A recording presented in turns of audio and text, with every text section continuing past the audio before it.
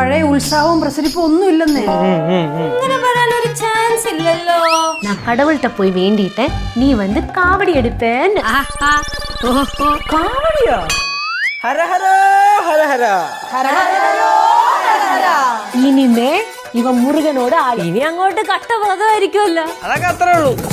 கொஞ்சம் சாப்பிட்டா போதும், விரதத்துல அந்த ஞாபகம் எப்பவும் இருக்கணும்.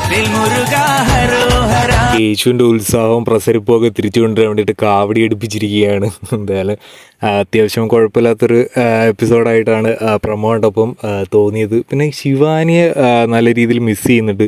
ശിവാനി ഇപ്പോൾ കഴിഞ്ഞ എപ്പിസോഡുകളൊന്നും ശിവാനിയുടെ കാര്യമേ വരുന്നില്ല. അപ്പം ശിവാനി ഷിബുവിൻ്റെ ഒരു മാറ്റർ എന്തായി എന്നുള്ളതൊരു സംഭവമായിട്ട് ഇങ്ങനെ നിൽപ്പുണ്ട്.